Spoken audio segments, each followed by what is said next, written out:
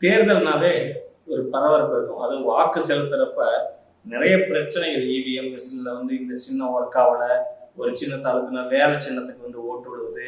அதே மாதிரி பார்த்தீங்கன்னா காவல்துறை வந்து வேட்பாளர்களுக்கு சரியான மரியாதை தரல. ஒரு சில கட்சிகளை வந்து புறக்கணிப்பாங்க. அதாவது நீங்க எல்லாம் உள்ள வரக்கூடாது, நீங்க வெளியே போய் நில்லுங்க அப்படிங்கிறது முதற்கொண்டு சில கட்சிகளுக்கு ஒரு இந்த 200 மீட்டர் இடைவெளியில 100 மீட்டர் இடைவெளியில வந்து உட்காந்துருப்பாங்க இல்லைங்களா, பந்தல் போட்டு. அப்படி இருக்கிறவங்களுக்கு வந்து பார்த்தீங்கன்னா அவங்க வந்து சொந்த ஆளுங்கட்சியா இருக்கட்டும், ஆண்ட கட்சியா இருக்கட்டும், அவங்களுக்கு ஒரு செலவு கொடுத்த மாதிரி அவங்க என்ன வேணா பயன்படுத்தலாம். ஆனா புதிதாக வந்த சுயேட்சையா இருக்கட்டும், அல்லது புதிதாக இருக்கக்கூடிய கட்சியா இருக்கட்டும், அவங்களுக்கு மட்டும் பல்வேறு விதமான விதிமுறைகளை விதிச்சு ஃபாலோ பண்ண சொல்லுவாங்க. அப்படிங்கிறத வந்து நம்ம சமூக வலைதளங்கள்ல வந்து மக்கள் வந்து கொந்தளிச்சு பதிவு செஞ்சுட்டு இருக்காங்க. அப்படிப்பட்ட ஒரு விடயத்தை, அதுவும் நமது குலசாமி எல்லை காத்த தெய்வம் வீரப்பனார் அவர்களின் மகள் வித்யா வீரப்பனுக்கு நடந்த அனுபவத்தை பத்தி இதுல நாம பேச போறோம் இந்த காணொலியில. வாங்க, உங்களுடன் நான் உயிர்மை வசந்தகுமார். காணொலிக்குள்ள போவோம்.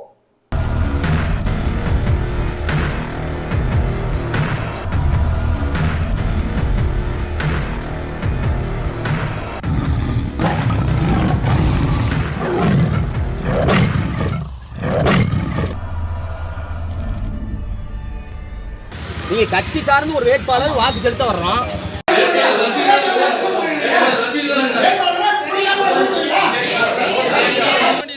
நீங்க வாங்க, அவங்க பயம் உங்களுக்கு அவ்வளவுதான்.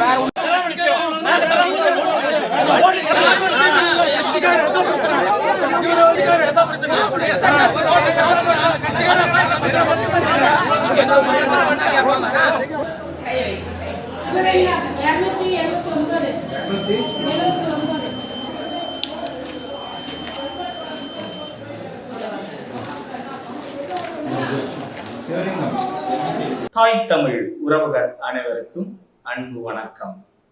எப்படியோ 2024 வருடத்துல நாடாளுமன்ற தேர்தலை அணுகியாச்சு, வாக்கு செலுத்தியாச்சு. அப்படிங்கிறத தாண்டி தமிழ்நாட்டுல எந்தெந்த அளவுல எந்தெந்த பாராளுமன்ற தொகுதியில என்னென்ன பிரச்சனைகள் ஏற்பட்டுச்சு, அதை எப்படி வந்து அணுகுனாங்க, அதனுடைய அனுபவம் என்ன அப்படின்ட்டு வந்து செய்திகள்ல நம்ம பார்த்துட்டு இருக்கிறோம்.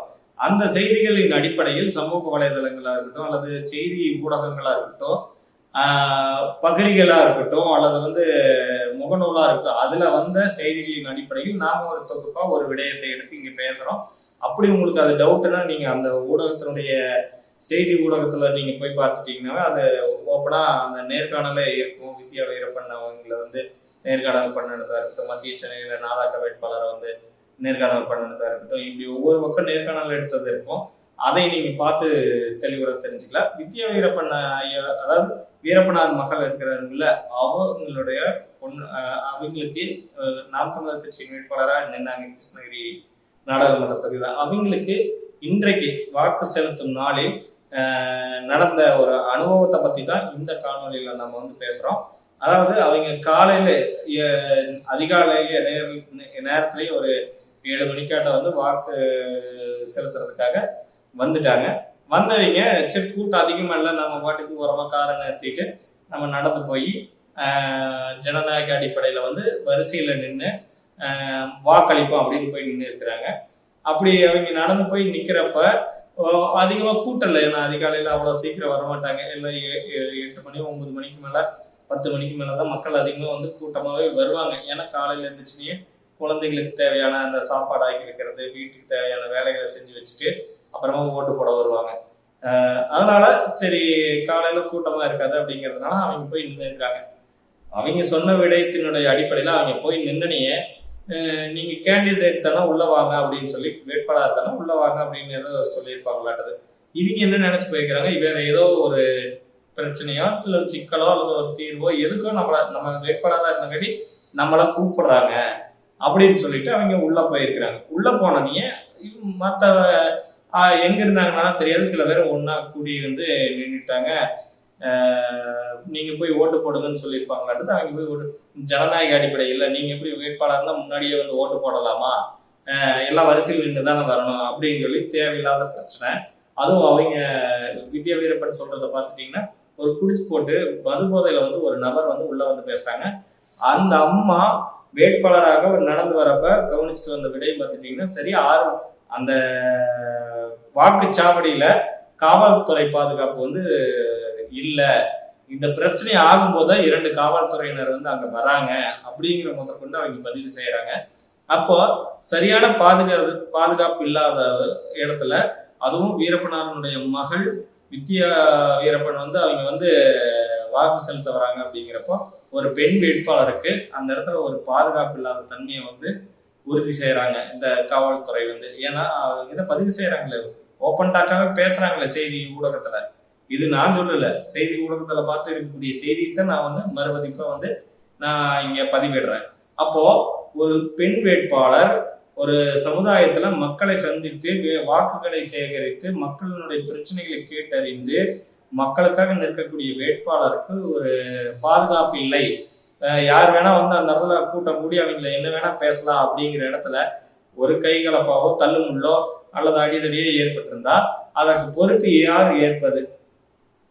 அப்ப இங்க ஜனநாயகம் எப்படிப்பட்ட ஜனநாயகமா இருக்குது அப்படிங்கறத நம்ம உற்று நோக்க வேண்டிய இடத்துல இருக்கிறோம். அப்ப இது வந்து எல்லா கட்சியினருக்கும் நடந்திருக்குதா, எல்லா வேட்பாளருக்கும் நடந்திருக்குதா, எல்லா பக்கம் நடந்திருக்குதா அப்படின்னு கேட்டா கிடையாது. முக்கியமா அனைத்து பகுதிகளினுடைய ஒரு அலசல், அதாவது கழுகு பருவில நம்ம வந்து எந்தெந்த தொகுதியில எந்த மாதிரியான ஒரு செயல் நடந்திருக்குது, எந்த மாதிரியான வாக்குச்சாவடியில வாக்குகள் எப்படி போயிருக்குது, அங்க என்ன மாதிரி பிரச்சனையை எப்படியெல்லாம் அணுகி இருக்கிறாங்கிறத முதற்கொண்டு நம்ம பாக்குறப்ப நாம் தமிழர் கட்சிக்குன்னு முக்கியமா வந்து அவங்க வந்து எந்த ஒரு சரியான ரெஸ்பான்ஸ், ஒரு மரியாதையோ அல்லது வந்து கேட்ட கேள்விக்கு பதிலோ அல்லது ஏற்பட்ட பிரச்சனைக்கு தீர்வோ கொடுக்காம நாம் தமிழர் கட்சியினுடைய வேட்பாளரையுமே, நாம் தமிழர் கட்சியின் ஆதரவாளர்களையுமே, நாம் தமிழர் கட்சியினுடைய பூத் ஏஜென்ட்களையுமே, வாக்குச்சாவடியினுடைய வெளியில வந்து 100 மீட்டர் இடைவெளியில உட்கார்ந்து இருக்கக்கூடிய நாம் தமிழர் கட்சியினர் அவங்களத்தான் வந்து இவங்க டார்கெட் பண்ணி பேசிட்டு இருந்திருக்கிறாங்களே தவிர மற்றவங்களை வந்து இவங்க பேசவே கிடையாது. இப்போ நாம் தமிழர் கட்சியினுடைய சைடு என்ன பிரச்சனையா இருந்தாலுமே நாம் தமிழர் கட்சியினர் தான், நம்ம நாம் தமிழர் கட்சியினரா போய் நம்ம வந்து ஏங்க இந்த மாதிரி பிரச்சனை பண்றாங்க வாங்க வந்து பாருங்க அப்படின்னு சொன்னா கூட ஏங்க நீங்க கமெண்ட் வெளியே போங்க அப்படிங்கிற அளவுக்கு தான் இருந்திருக்குது அப்படிங்கறத நம்ம கவனிக்க முடியுது. ஏன்னா ஊடகத்துல அந்த செய்தி வர வர கீழே படிச்சு பார்த்தோம்னா இதெல்லாம் ஜனநாயகம் இல்லாத ஒண்ணு, இவங்க இப்படித்தான் நடந்துப்பாங்க, அராஜக போக்குதான் கையில் எடுப்பாங்க, இவங்க வந்து யாருக்கு வேலை செய்யறாங்கன்னு தெரியல, இந்த தேர்தல் ஜனநாயக முறையில நடக்குதானே தெரியல அப்படிங்கிற மாதிரி பதிவிட்டு இருக்கிறாங்க. நம்ம என்ன கேட்கிறோம்னா, இப்போ ஒரு பாதுகாப்பு, ஒரு பெண் வேட்பாளர் வந்து அதுவும் ஒரு பிரபலமான பெண் வேட்பாளர் நாம் தமிழர் கட்சியில நிக்கிறாங்க, அவங்க மக்களை சந்திச்சுவீங்க, அவங்க நடந்து வராங்க அப்படிங்கிறப்ப சுத்தி பாக்குறாங்க, ஒரு பாதுகாப்பற்ற தன்மை இருக்குது. அப்படிங்கிறப்போ காவல்துறை எப்படி ஒரு வாக்குச்சாவடிக்கும் இவ்வளவு காவல்துறை வந்து போடணும், பாதுகாப்பு அளிக்கணும் அப்படின்னு இருக்கிறப்ப அந்த வாக்குச்சாவடியில இருந்த ஏன் காவலர்கள் இல்லை? அப்படி இருந்திருந்தா காவலர்கள் அந்த நேரத்துல எங்க போயிருந்தாங்க, என்ன வேலை செஞ்சுட்டு இருந்தாங்க பாதுகாப்பு பணி இல்லாம அப்படின்னு பல கேள்விகள் வந்து மக்கள் எழுப்புறாங்க. இதற்கு வந்து நாம வந்து வலையொலி சார்பா என்ன சொல்றோம் அப்படின்னோம்னா, ஒரு நாம் தமிழர் கட்சி ஒரு அரசியல் ஆளுங்கட்சியினுடைய அதிகார போக்கினுடைய அடிப்படையில ஒதுக்கப்பட்டு அவங்க வந்து ஒடுக்கப்படுறாங்க அப்படிங்கிற விடயம் இதன் மூலமா தெரிய வருது. அப்போ நாம் தமிழர் கட்சி நாளைக்கு ஆட்சிக்கு வரப்ப நீங்களும் தான் இருப்பீங்க, ஆனா இப்படிப்பட்ட போக்கு நடக்குமானா நடக்காது. ஏன் அப்படின்னா நாம் தமிழர் கட்சிங்கிறது அனைவரையும் நேசிக்கக்கூடிய, அனைவரின் மீது அன்பு செலுத்தக்கூடிய கட்சி. இதே வந்து நீங்க ஏன் வந்து ஏடிஎம்கே பிரதமர் மேல கை வைக்கல, ஏன் அவங்கள தள்ளி விடல, இப்படி எல்லாம் நிறைய கேள்விகள் வந்து கீழே வைக்கிறாங்க. சமூக வலைதளத்துல நம்ம பாக்குறப்ப, வலைவழியில பாக்குறப்ப, செய்தியின் ஊடகத்துல இந்த செய்தி வந்தோடனே கீழே வைக்கிறப்ப, இதே நீங்க இவங்களை தொற்றுவீங்களா, இவங்கள நீங்க பேசிடுவீங்களா, இவங்கள நீங்க வந்து இப்படி கேட்பீங்களா கேள்விய அப்படின்னு சொல்லிட்டு பல்வேறு தரப்பினர் மக்கள் வந்து கவனிச்சுட்டு தான் இருக்கிறாங்க. எல்லா விடையும் ஒரு செய்தி வெளியாகுதுன்னா, இப்ப இந்த செய்தி போட்டோம்னா கூட மக்கள் வந்து அதை கவனிச்சுட்டு தான் இருக்கிறாங்க. அப்போ இது எப்படிப்பட்ட போக்கு, தொடர்ந்து நாம் தமிழர் கட்சி எப்படி வந்து இவங்களால புறக்கணிக்கப்படுது, ஊடகத்துல மறைக்கப்படுது, ஜனநாயக அடிப்படை முறையிலான விதிமுறைகள் எவ்வாறு விதி மீறல்களை நம்ம தட்டி கேட்டா கூட எந்த மாதிரியான ஒடுக்குமுறைகள் கையாளப்படுது அப்படிங்கிற முதற்கொண்டு பதிவிடப்படுது. ஒரு சேனல்ல, ஒரு செய்தி ஊடகத்துல நேர்காணல் எடுக்கிறப்ப அந்த நேர்காணலுக்கு வந்து இங்க நிற்க கூடாது, அங்க நிற்க கூடாது. நாம் தமிழர் கட்சியினருக்கு தான் பிரபலங்கள்லாம் வந்து வாக்கு சேகரிக்க வாக்கு போட்டு போறப்ப நேர்காணல் வந்து அங்க போய் எடுத்துக்கலாம். பிரபலங்கள்லாம் வராங்க. இப்ப விஜயாண்டனி ஐயா வந்தாரு, விஜய் ஐயா வந்தாரு, திருசா ஓட்டு போட போறாங்க அப்படின்னா எல்லா பக்கமும் அவங்களுக்குரிய மரியாதை கூட இந்த கட்சியில வந்து வாக்கு சேகரிச்சு, அதாவது மக்களை போய் சந்திச்சு களமாடி இவ்வளவு உழைச்சு இன்னைக்கு வந்து தேர்தல் களத்துல நின்று வாக்கு இன்னைக்கு அதற்கான விடயத்திற்கான நாளா வந்து இன்னைக்கு வந்து வாக்குப்பதிவாகக்கூடிய நாட்கள்ல ஒரு பிரபலங்களுக்கு கிடைக்கக்கூடிய மரியாதை கூட ஒரு நாம் தமிழர் கட்சியின் வேட்பாளருக்கு கிடைக்கலைங்கிறது தான் இங்க பதிவு செய்யப்பட வேண்டிய விஷயமா இருக்குது. அப்ப எப்படிப்பட்ட போக்கு தேர்தல் ஆணையம் எதனுடைய அடிப்படையில செயல்படுது, என்ன விதிமுறை அங்க பயன்படுத்துறாங்க அப்படிங்கிறது ஒரு மக்களுக்கு தெளிவான ஒரு பார்வை இருக்கணும். அதை வந்து தெளிவுபடுத்தணும். சும்மா வந்து எப்படி சொல்றது, நம்ம இதை குறை சொல்றதுக்காக சொல்லல. ஏன் அப்படின்னா ஒரு விதிமுறை அப்படின்னா அனைவருக்கும் சமமானதாக ஏற்புடையதாக அது எல்லோரும் ஏற்றுக்கொள்ளக்கூடிய விதமாக இருக்கணும். இவங்க அதாவது ஒரு கண்ணுக்கு சுண்ணாம்பு ஒரு கண்ணுக்கு வெண்ணெய்ங்கிற மாதிரி நாம் தமிழர் கட்சியினருக்கு சுண்ணாம்பு வச்சுட்டு மற்ற கட்சியினருக்குல வெண்ணெய் வச்சுட்டு இங்க உட்காந்துட்டு இருக்கிற மாதிரி ஒரு செயல் போகுது அப்படிங்கிற மாதிரி நிறைய நாம் தமிழர் கட்சி உறவுகளா இருக்கட்டும், பொதுமக்கள்ல ஒரு சிலருமே வந்து நாம் தமிழர் கட்சியை வந்து இந்த அளவுக்கு புறக்கணிக்கிறாங்க. ஒரு வித்யா வீரப்பன்கிறவங்க எவ்வளவு பிரபலமானவங்க, ஒரு வீரப்பனார் ஐயாவோட புள்ள, நாங்க எடுத்து வளர்த்த மகள், எங்க மகளுக்கு நாங்க ஓட்டு போட போறோம், எங்க மகள் ஓட்டு போட போனப்ப இந்த மாதிரி நடந்திருக்குது அப்படிங்கிறது முதற்கொண்டு பொங்கி எழறாங்க. அப்போ நாம எந்த மாதிரி விடயத்தை இங்க நம்ம புரிஞ்சுக்க முடியுது, சரியான பாதுகாப்பு இல்லாத ஒரு சூழல் இருக்கிறப்ப அந்த வேட்பாளருக்கு என்னென்ன இருந்தாலும் இங்க யார் பதில் சொல்லுவார், அதற்கான பொறுப்பை யார் ஏற்றுக்கொள்வார் அப்படிங்கிற இடத்த நாம உற்று நோக்க வேண்டியது இருக்குது. இப்போ இது போன்ற ஒரு செயல்பாட்டை விட்டுட்டு நியாயமா மக்களை வந்து அணுகணும், நியாயமா வேட்பாளர்களை வந்து சரியா இயங்க விடணும், நியாயமா அதாவது தர்மமா நீதியா வந்து எல்லாத்துக்கும் சரிசமமான விதிமுறைகளை விதிக்கணும். காவல்துறையா இருக்கட்டும், காவல்துறை அதிகாரிகள், ஏன்னா காவல்துறை வந்து பாதுகாப்பு இருக்கிறவங்க ஒன்றும் சொல்ல முடியாது, அவங்களுக்கு அவர்கள் மேலதிகாரிகள் தான் அதை வந்து விதிமுறைகள் விதிக்கிறாங்க. அந்த மேலதிகாரிகளுக்கு மேலிடத்திலிருந்து தான் தகவல்கள் வருதுங்கிறப்ப இவர்கள் ஒரு சம்பளத்துக்கு வேலை செய்யக்கூடியவங்க ஒரு காவல் பணியில வந்து தன்னுடைய குடும்பத்தை எல்லாம் தாண்டி இந்த இடத்துல வந்து நிக்கிறப்ப அவர்கள் எவ்வளவு மன அழுத்தத்திலையும் வெயில் கொடுமையும் தாங்கி ஒரு காவல் பணி புரிகிறாங்க நம்மளால உணர முடியுது. இருந்தாலும் காவல்துறையை நேசித்து காவல்துறைக்கு வந்து 8 மணி நேரம் வந்து சுழற்சி பணி, அதுவும் பெண் காவலர்களுக்கு 6 மணி நேரம் தான் வேலை, அதுவும் சுழற்சி முறையில பணி வழங்கணும், காவலர்களுக்கு சங்கம் உருவாக்கணும்னு சொல்லி அண்ணன் செந்தமிழன் சீமான் போன பக்கம் எல்லா பக்கம் பொதுவாகவே ஆட்சி வரவிலேயே அதை வெளியிட்டிருக்கிறார். காவலர்களுக்கு வந்து சீருடை மாற்றப்படும் முதற்கொண்டு அவர்களுக்கு சங்கம் அமைக்கப்படும், அவர்களுடைய வேலை பளு வந்து குறைக்கப்படும், அவர்களுக்கு வந்து எப்படி சொல்றது, அவர்கள் குடும்பத்தோடு சந்தோஷமாக இருப்பதற்கு என்ன வழிவகைகள்லாம் செய்ய முடியும், பணி தாண்டி அவர்களுக்கு என்ன விடயமெல்லாம் அரசால் செய்யப்படும் சொல்லி நாம் தமிழர் அரசு அமைந்தால் அவர்களுக்கு என்னவெல்லாம் செஞ்சு தர முடியுங்கிற முதற்கொண்டு காவலர்களே நேசிச்சு நாம் தமிழர் கட்சிக்கு வந்து மைச்சின்னத்துல வாக்களிக்கக்கூடிய இடத்துல இன்னைக்கு நாம் தமிழர் கட்சி வந்து நின்று இருக்குதுன்னா உண்மையாலும் இதெல்லாம் வந்து எங்களுக்கு ஒரு காழ்ப்புணர்ச்சியும் ஒரு பொறாமையும் ஒரு தூண்டுதலும் இவங்க வந்து வெற்றியடை விடக்கூடாது.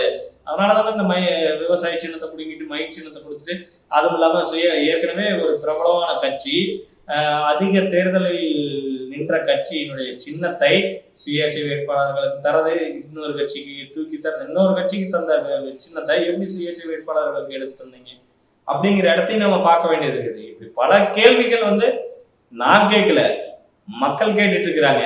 சமூக வலைதளத்துல போய் பாருங்க, முகநூல்ல பாருங்க, மக்கள் கேட்கக்கூடிய கேள்விக்கே நீங்க உண்மையான பதில் சொல்லிருங்க. அந்த அளவுக்கு மக்கள் வந்து அரசியல் புரிதலோட தெளிவா இருக்கிறாங்க. இப்படி என்ன சொல்றது, ஒரு மது அருந்து விட்டு ஒரு நாம் தமிழர் கட்சியினுடைய பெண் வேட்பாளரை என்ன வேணா பேசலாம், எப்படி வேணா பேசலாம், ஒரு அராஜாவு போக கையில் எடுக்கலாங்கிறது என்ன மாதிரியான ஜனநாயகம்? இதுக்கு வந்து அங்க இருக்கக்கூடிய தேர்தல் அதிகாரிகள் என்ன மாதிரி ஒரு சப்போர்ட்டு கூட வராது இருந்தது, அவர்களுக்கு உறுதுணையா நிக்காம இதெல்லாம் எந்த மாதிரி போக்கு அப்படிங்கிறது வந்து நம்ம பார்க்கணும். இது வருங்காலத்தில் நாம் தமிழர் ஆட்சியில வந்து இதெல்லாம் சரி செய்யப்பட்டு நாம் தமிழர்களுடைய ஆட்சி வேற மாதிரி இருக்கும். அடிப்படை அரசியல் மாற்றத்தை உருவாக்கி மக்களுக்கு தேவையான விடயங்களை மக்கள் எங்க இருக்கிறாங்களோ அங்கேயே போய் தேடி தேடி தேடி அந்த சேவையை செஞ்சு கொடுப்பாங்க அப்படிங்கிறத முதற்கொண்டு எல்லாமே மக்களுக்கு புரியுது. ஏன்னா இன்னைக்கு வந்து மாற்று கட்சி வேணும், மாற்று அரசியல் வேணும், மாற்று தலைமையை வந்து இங்க உருவாகணும்னு மக்கள் வந்து தெளிவா புரிஞ்சு வச்சுட்டாங்க. அதனால வேற வழி இல்லை ராஜா. நீங்க ஆடுறது கொஞ்ச நாள் தான். இங்க 2026 பக்கத்துல இருக்குது. இந்த 2026ல நாம் தமிழர் கட்சி வந்து வெல்ல போகுது. அண்ணன் செந்தமிழன் சீமான் முதலமைச்சர் நாற்காலியில உட்கார போறாரு. தமிழகத்தின் தலையெழுத்து மாறப்போகுது. நாளைய தலைமுறையினருடைய வாழ்க்கை மாறப்போகுது. நம்ம இதுவரைக்கும் கண்ட கனவுகள் நிறைவேற போகுது. இலக்கு ஒன்றுதான் இனத்தின் விடுதலைங்கிறது உருவாக்க போகுது. வெற்றியே இலக்குங்கிறத வந்து அடைய போறோம். அதனால இவங்க என்ன அரசியல் சூழ்ச்சி பண்ணட்டும், அரசியல் விளையாட்டு பண்ணட்டும், காமெடி பண்ணட்டும், நையாண்டி பண்ணட்டும், சுடலைகள் தூங்காம ரூம் போட்டு யோசிக்கட்டும், ஒன்றும் பண்ண முடியாது ராஜா. மாற்றம் என்பது சொல்லல செயல்ங்கிற மாதிரி ஒவ்வொருத்தரும் மனதிற்குள்ள முதல்ல நாம மாறினாத்தான் இந்த சமூகம் மாறுங்கிறத உணர்ந்து ஒவ்வொருத்தரையும் மாற்றத்தை நோக்கி நகர்த்திருச்சு இந்த நாம் தமிழர் கட்சி. இந்த 14 ஆண்டுகால அரசியல்ல பாத்தீங்கன்னா நாம் தமிழர் கட்சி தொடர்ந்து தனித்து நிக்குது.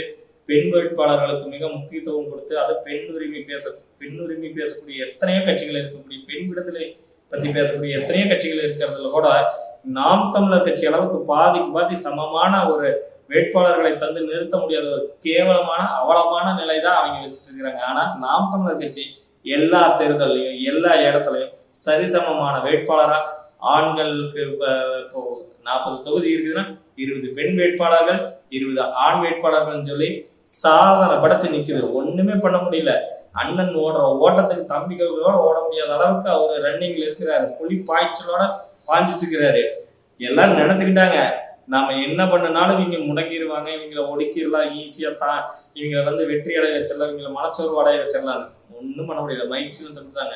ஒரே மணி நேரம் ட்ரெண்டிங் ஆக்கி விட்டாங்க. இன்னைக்கு யூடியூப் திறந்தாவே, வலையொலி திறந்தாவே அண்ணனுடைய எல்லா மைக் சின்னம், நாம் தமிழர் கட்சி, நாம் தமிழர் கட்சியினுடைய களப்பணிகள் இப்படிதான் போய் சேர்ந்துட்டு இருக்குது. அதான் சொல்றாங்களே, இன்டர்நெட்டின் ஆக்கிரமிப்பே வந்து நாம் தமிழர் கட்சி தான்.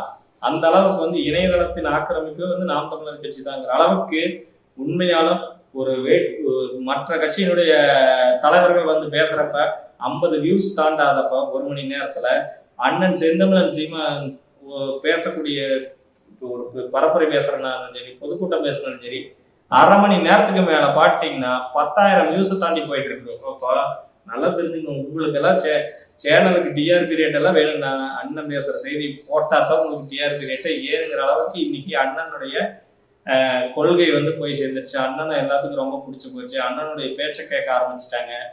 ஒரு தலைமுறையே மாறப்போகுது. அரசியல் மாற்றம், அடிப்படை மாற்றம் வந்து உருவாக போகுதுங்கிறத மகிழ்ச்சியோட இதுல பதிவு செஞ்சுட்டு, எந்த தேர்தல் நடந்தாலும் எல்லா வேட்பாளர்களுக்கும் சரியான விதிமுறைகள் விதிச்சு அவர்களுக்கு சரியான பாதுகாப்புகள் இருந்து சரியான அணுகுமுறையை கடைபிடிக்கணும்னு இந்த காணொலி மூலமாக மக்கள் சார்பாக, வேட்பாளர்கள் சார்பாக, நாம் தமிழர் கட்சி உறவுகள் சார்பாக வேண்டி கேட்டுக்கொண்டு உங்களிடமிருந்து விடைபெறுகிறேன். நன்றி.